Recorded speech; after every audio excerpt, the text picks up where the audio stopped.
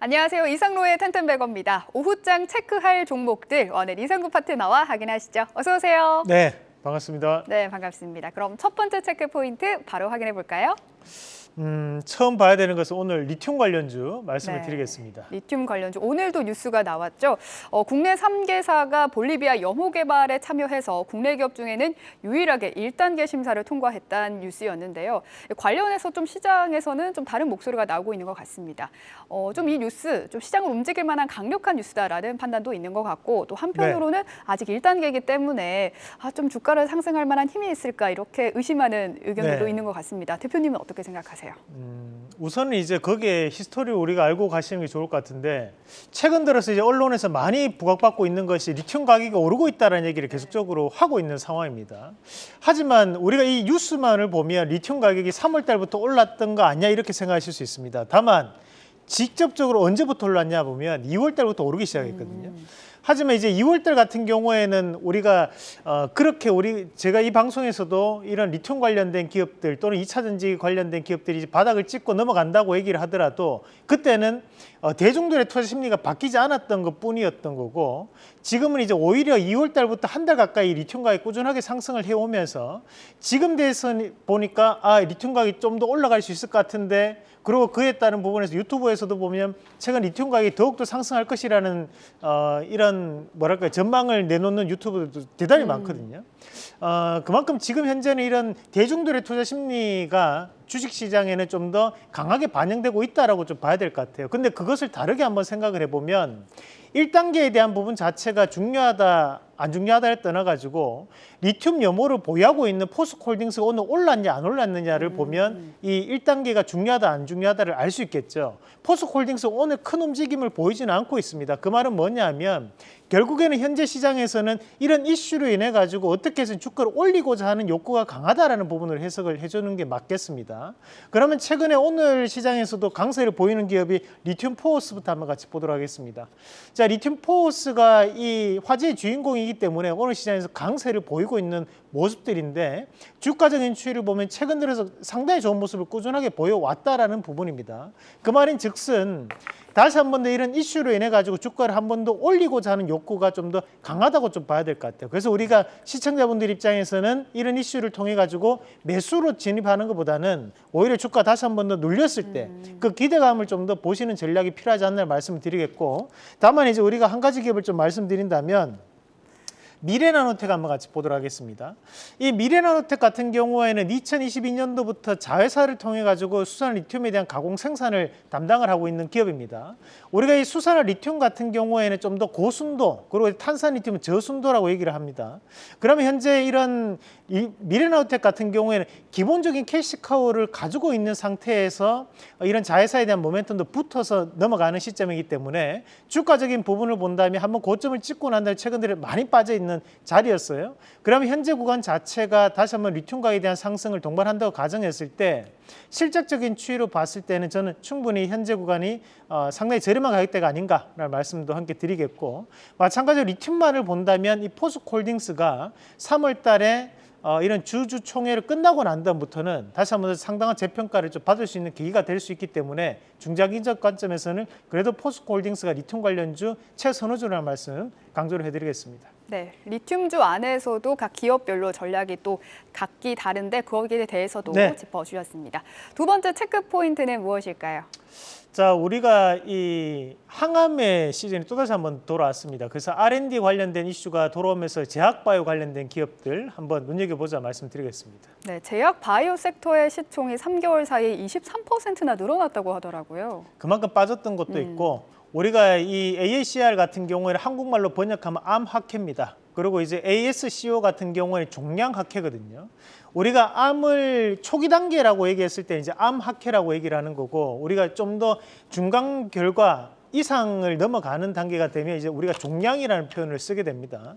그러면서 이런 종양학회와 암학회의 공통점 바로 이런 항암에 대한 전문적인 치료제에 대한 연구 개발에 대한 성과를 기대해 보자라는 부분이 가장 크다고 보시면 되고 여기서 한 가지 더 말씀드린다면 우리가 5월 말 내지 6월 달에는 항상 바이오 USA, 바이오 컨퍼런스라는 이름으로 현재 시장에 대한 제약바이오 트렌드를 알아보는 시간들을 항상 가지게 됩니다.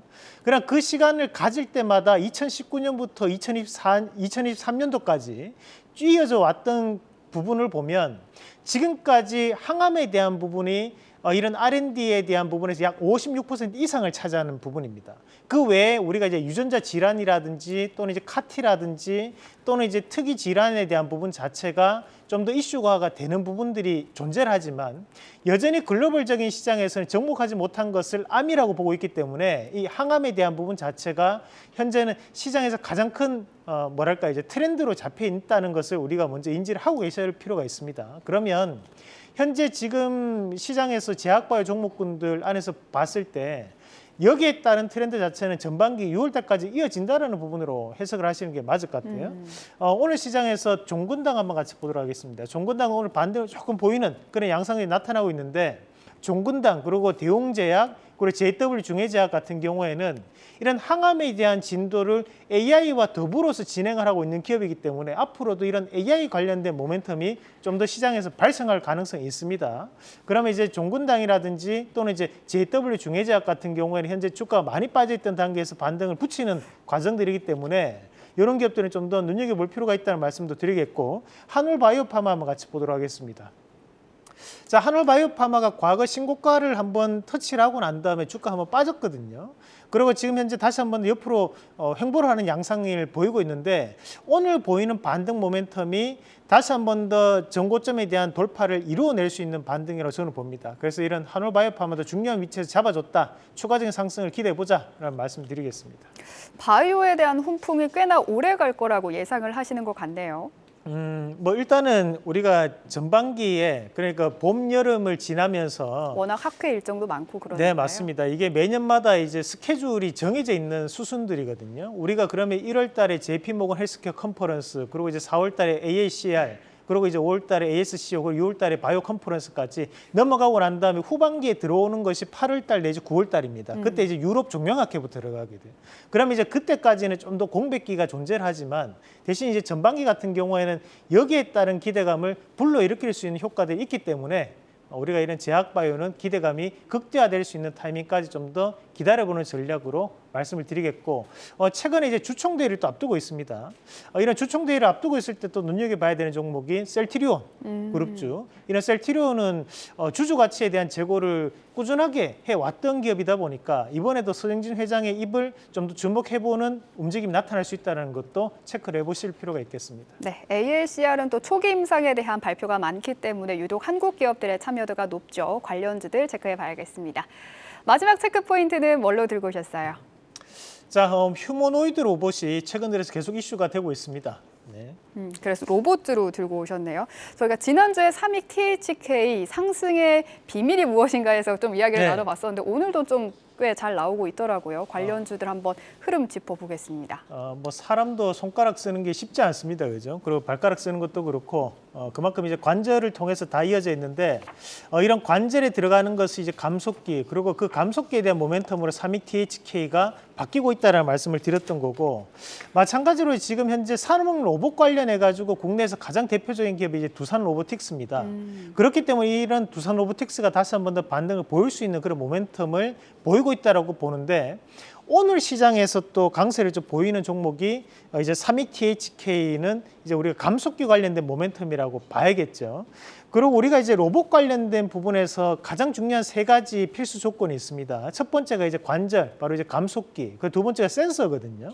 센서는 뭐냐면 눈으로 볼 수 있는 이 거리 감각이라든지 또는 앞에 물건의 형체를 전기 신호로 바꿔줘야 되기 때문에 그만큼 이제 센서가 중요한 역할을 하는 거고, 그리고 세 번째 제어 장치, 두뇌에 해당하는 부분이죠. 그래서 프로그래밍이 들어가는 개념이라고 보시면 됩니다. 그래서 이 세 가지가 상당히 중요한 역할을 하는데 그에 따른 부분 자체에서 현재는 감속기 관련된 모멘텀, 그 이후에도 센서라든지 또는 지금 현재 제어 장치 관련된 이슈는 나올 수 있다는 것도 참고로 꼭 하시면 좋을 것 같고, 오늘은 이제 로체 시스템즈라는 기업 잠시 한번 같이 보도록 하겠습니다.